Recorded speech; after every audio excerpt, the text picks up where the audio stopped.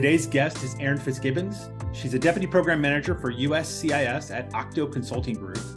Erin is also the President-elect of the Emerging Leaders for AFCEA Bethesda, the Communications Chair of the Emerging Technology Community of Interest for ACT-IAC, and finally, but not finally last, because she's always involved in something new, she is the GAP Chair, and GAP is a kind of fellowship group that she can explain for those who've gone through the Associates program at ACT-IAC, and also her class liaison for GAP.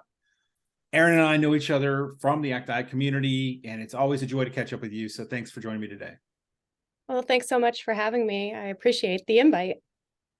So for those who haven't met you or gone to a happy hour or worked with you, talk a bit about your background. Where are you from, who you are, and what you do? Sure. So I am originally from Massachusetts. I always like to point out that I am from Western Massachusetts, not Boston, which is what most people think of when they think of Massachusetts. But I did go to college, a small liberal arts school right outside of Boston, and moved to DC 3 weeks after graduating.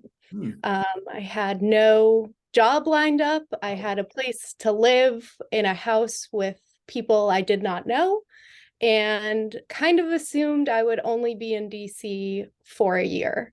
And I am going on year 8 at this point. So I was just slightly off there. A little bit. Yeah. So how did you decide which school to go to and which program to get into?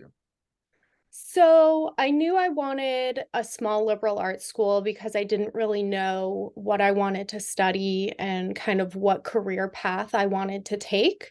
I had narrowed it down to pretty much staying in New England with a couple of exceptions on schools on the East Coast. I think I looked at 23 schools, and the school I ended up going to was the first school I looked at. So everything was kind of a comparison to that. Sure. And it was, a great experience, and it worked out absolutely perfectly for what I was looking for. And I ended up majoring in European history with a minor in business and marketing because I thought that would make me employable. That's very wise. It's a very wise thing to do. Yeah, I mean, where would you go for European history? I guess schools and. Yeah, so everyone would always ask, oh, so you wanted to be a teacher with a history degree. And I never wanted to be a teacher. It's just that by the time I had to declare my major, I had already taken a bunch of history courses because that's what I was interested in. That makes sense. Yeah. So how did you end up in your first job? My first job post-grad, I'm assuming we're talking, Yes. Since I've been working for several years before that. So when I moved to DC, as I mentioned, I did not have a job. Over the summer, I had an internship part-time, and I was also working part-time at a bookstore to pay the bills. And while I was doing that, I was trying to make connections with, alumni, with people I knew who knew people in DC. So it was a lot of awkward coffee meetings, talking to people in different industries, trying to navigate my way into DC to meet these people at places I had never heard of, and then trying to find the stranger in the crowd. And someone I met sent my resume to someone they knew, who sent my resume to someone they knew, who sent it to someone they knew, and it ended up in this pile for basically what was an office administrator or IT coordinator position at a small GovCon firm. So I got a call one evening from a number that I did not recognize, answered it, and they were like, "Hey, I'm calling for this company. We got your resume. We want to set up an interview." I'm frantically Googling, trying to figure out what this company does, who they are, how they got my resume. Went in for the interview, and that is how I landed my first job in DC. Wow. All right. So, Yeah. So you've mentioned twice, and I should have asked this question first. Why DC? Yeah, that's a great question. So when I was in college, I studied abroad in Vienna, Austria for a semester. And one of my roommates and I became very good friends. We stayed in touch after our semester abroad. She went to Catholic University of America.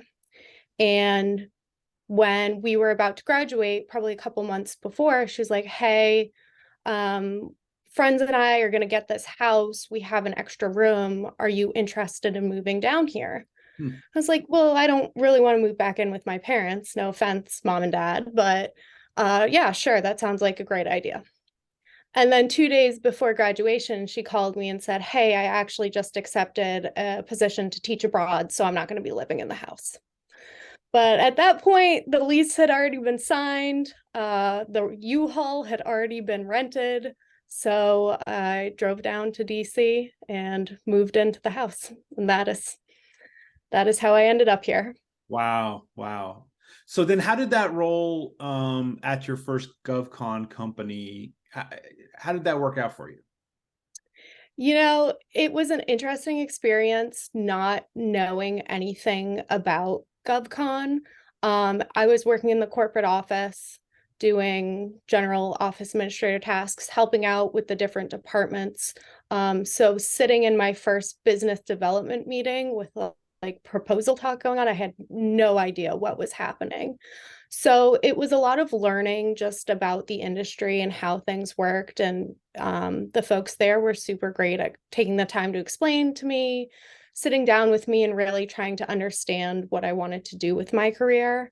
Once I moved into, the office admin role, and then it was an office manager role, and then it was, well, what do you want to do? I was like, well, I think maybe I want to do marketing because I had done a little bit of it before. I had interned at a PR firm. So that was kind of what I knew and what I thought I wanted to continue to do. And they were very open to that. So I started doing some marketing and communications. And that is oddly how I learned how to be a Scrum Master. Yeah. So we decided that being a small company, we wanted to get our name out there a little bit more on social media and just engage with the broader community. So we wanted to publish like an article or something on a monthly basis. So two of our Agile SMEs from one of our contracts said, well, hey, this would be a great opportunity to incorporate some Agile processes into our back office. Let's start with the marketing team. So we took our time building out the backlog. We had our DSUs, except they weren't DSUs because we didn't do them every day. They were sporadic. They taught me how to refine the backlog, plan things out, who was doing what. And after about a year of doing that, there was an opportunity to actually work as a Scrum Master part-time on a client-facing project. Nice. So then at what point did you decide you wanted to change companies? It was around the time I had been on the customer side for about 6 months, and I wanted to be compensated accordingly for that. As we will, right? Yep. And that was not on the plate at the time. So I decided that I wanted to make the move to a larger company where I could do Scrum Master work full time. Interesting. And so then was the finding of that company, I mean, this first one found you. How did you find the second one? Yeah, I knew the name and I was like, yeah, that seems like a good idea. I didn't really have a process. Clearly things just kind of happen. I'm not great at making decisions, as my story might indicate. But I applied for that. I applied for two other companies that were kind of in the mid-size and large because I had been with the small and I wanted to see how the experience differed from the small at a larger company. So once you got there, was it different? It was different. It was a short-lived experience because it was so different. But I did learn a lot at that second company. Being at a large company, coming from like a very small company where you know everyone, you have good relationships with everyone. I realized that's what I like. I like knowing people. I like having those personal relationships. And although I was able to make some great connections there, ultimately it just wasn't a good fit for my overall preference of a job environment. Yeah, that's an interesting thing that you bring up. I mean, it's not uncommon, right, for people to have a job change, consider the size of the company compared to where they are. Maybe they're at a large and they want to try a small, or they're at a small and they want to try a large, and realize that it's just not a perfect fit for them. Yeah, but you don't know until you try.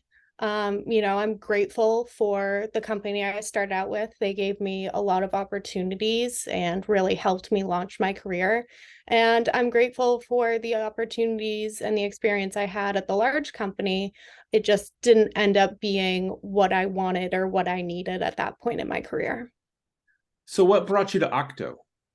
Yes. So after being at the big company, I decided I wanted to be at a mid-sized company because I had done the big and I had done the small. Felt kind of like Goldilocks and the Three Bears with the bowls of porridge. And I actually met someone in ACT-IAC. We were at an event and I was talking to him and mentioned that I was looking for a new role. I had been doing the Scrum Master work full time for about a year and a half. And he said, "Oh, send me a resume. I know someone who's hiring." So it was a referral, and it was actually to Savitech, which got acquired by Octo about 6 months after I joined, and it was mid-pandemic. So I had my interview for Savitech February 2020. Oh, fun. Yep, it was in person. I remember it clear as day. And then, of course, with the clearance process, I started in May. So I was actually up at my parents' house. I ended my job on a Friday afternoon at the dining room table and started my new job Monday morning at the dining room table as well.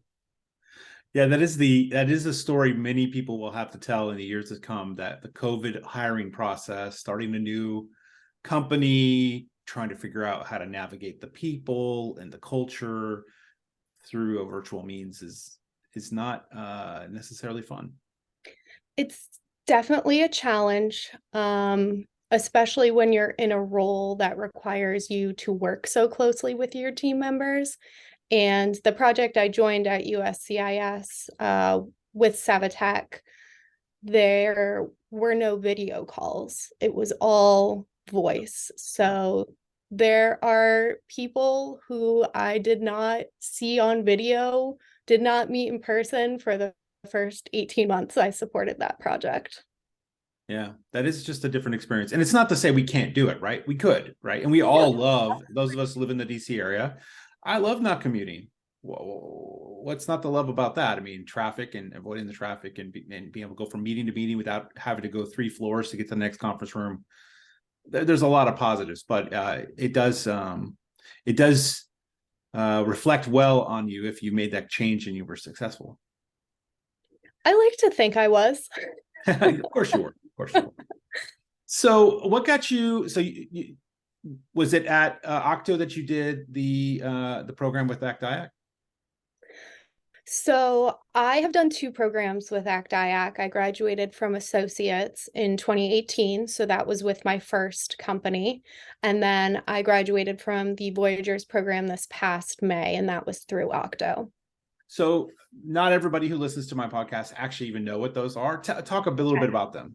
Sure. So ACT-IAC is a nonprofit that is focused on bringing together government and industry to talk about and solve today's, technical challenges and what might come in the future and how we can collaborate together to solve those issues and challenges. The associates program is designed for folks who are early in their career. I think it's 1 to 5 years. So new to the industry or new to government, kind of just getting started out in their career. And it's really essentially a leadership development program.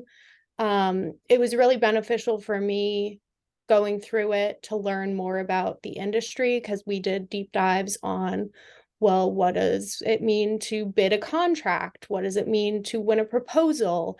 How do you effectively communicate, public speaking? So it was great experience for me to go through that while I was still new to the industry. I think I was 3 years into it. And if I didn't have colleagues who were involved with ACT-IAC who pushed me to apply to it, I think my involvement today would be a lot different. Oh, absolutely. And then Voyagers. Let's talk about Voyagers, because I've never done Voyagers. So Voyagers is mid-career. So I believe it's supposed to be like 7 to 15 years of experience. Kind of those folks who are preparing to get to the next level of their career.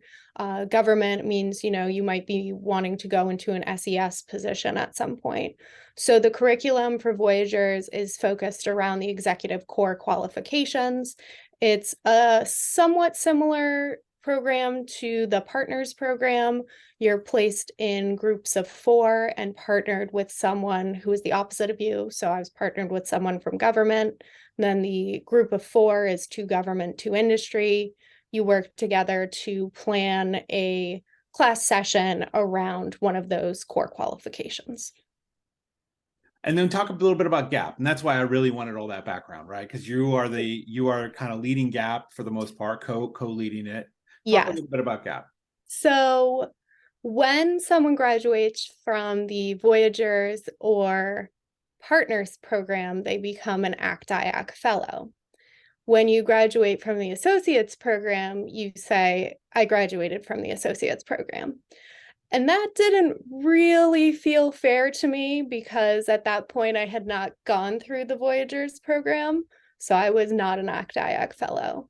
So one of the other people in my class and I had stayed in touch, and we went to professional development at ACT-IAC and said, hey, we've gone through, 8 classes, 8 years of associates. We have a very strong alumni network. A lot of these people are starting to move into these management positions, moving their way up in their career. We should have a group of folks for them to reach out to connect with, who have all had this shared experience of going through the associates program. So we started GAP, which is the Graduate Associates Program, in the middle of the pandemic, which not the best call, but we're, making it through. A lot of it was virtual for the first year and a half. We're slowly starting to get into some in-person events. And we're going on 10 years of associates. So we have a celebration in January, and it's a group of over 200 people who have completed the associates program and are now part of this GAP community. That's amazing. And that's awesome. I agree with you. When I learned about the fellows and how associates didn't have something of similar nature, I felt that was a bit unfair as well. Yeah. Yeah. So it's good of you. And I appreciate you, because you took the initiative and created something that now is going to be beneficial to a lot of people. So that's awesome. So what's as you've gone through your career, you've had a journey of sorts, and now you've actually got to taste something not everybody does: small, mid, and large businesses. What's something you've witnessed that, if we were to come to you, Erin, say, Erin, you have the power today to make us either change something right out, or at least consider that change, what's something you would change about the way things went as you were starting your career? Yeah, I think I got lucky because I found a company that was willing to take a chance on me, even though I did not have a technical background. And I think that more companies need to be open-minded about the background and the experiences that folks have. They may not be technical, they may have not been in this field before, it may be brand new to them, but that doesn't necessarily mean that they can't contribute, they can't be successful, they can find a role within this industry. Even if you aren't technical, you can still do business analysis work. You can support proposals. You can do contracts management. There is a learning curve there, but you can learn at any job. It's expected. You're supposed to grow. You're supposed to develop new skill sets. And I think sometimes if we don't see that experience on someone's resume, we automatically dismiss them. That's a great suggestion. That's certainly something that I think both government and industry should consider when they're looking at candidates, to help make sure. Well, it's also going to make sure we get maybe a broader spectrum of representation as well, by not locking in on certain things. Absolutely. You have a more diverse talent pool. You have a broader range of experience, backgrounds, that people can draw from and bring different perspectives to. The IT industry is always changing, and we need to accommodate those folks who want to help us change it.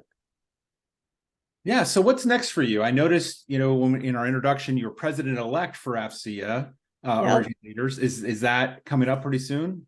It'll be July, I believe, when that transition occurs. So definitely looking forward to that role. Still trying to wrap my head around it because I only recently got involved with AFCEA and then kind of a sudden all the way to the top. But there's a great board in place now. We're doing some great work. We have some exciting events coming up in the future. And then in July, I will officially take the reins, I guess, for the remainder of 2023 into 2024. So that's on the AFCEA front, planning to continue my involvement with ACT-IAC, with the communications chair role for the emerging tech COI, and of course GAP. I have a couple of people trying to convince me to do associates leadership, but I don't know if I have the bandwidth for that right now. Don't know if I need to add another ACT-IAC thing to my plate at the present time. We'll see. We'll see. Maybe I might be one of those people poking to get you to do that soon. Well, if you're doing it again, Jeremy, that might be the selling point. We'll have to see. We'll have to see. January will tell. All right. All right. We can discuss it. Yeah. All right. Well, I want to thank you so much for coming on the podcast, Erin. It's really always fun to get to interact with you. You've got a bright personality. You've got a lot going for you, and so I'm always looking forward to seeing what's next for you. Well, thank you so much for having me. This was great. Really appreciate the invite. And, it's always a pleasure to talk to you and run into you at all of our events.